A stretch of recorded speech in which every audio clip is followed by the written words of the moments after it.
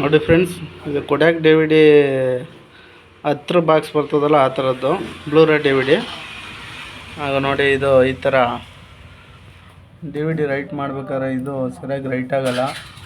ಈ ಥರ D V D ಎಲ್ಲ ಯಾರೂ ತಗೋಬೇಡಿ ಫ್ರೆಂಡ್ಸ್. ಯಾಕೆಂದರೆ ನಾವು ಒಂದು ಡಿ ವಿ ಡಿಗೆ 50 ರೂಪಾಯಿ 60 ರೂಪಾಯಿ ಕೊಟ್ಟು ತಗೊಳ್ತೀವಿ. ಈ ಥರ ಪ್ರೊಸೆಸಿಂಗ್ ಮಾತ್ರ ಆಗುತ್ತೆ. ಡೈರೆಕ್ಟು ನೆಕ್ಸ್ಟು ಈ ಥರ ಒಂಚೂರು ಮೂವ್ ಆಗಿಬಿಟ್ಟು ಡಿ ವಿ ಡಿ ಈಚೆಗೆ ಬಂದುಬಿಡ್ತದೆ. ಈ ಥರ ಡಿ ವಿ ಡಿಗಳನ್ನ ಯಾರೂ ತಗೋಬೇಡಿ. ಫೋಟೋಗ್ರಾಫರ್ಸ್ ಆಗಲಿ ಬೇರೆ ಯಾರಾಗಲಿ ತಗೋಬೇಡಿ ಫ್ರೆಂಡ್ಸ್.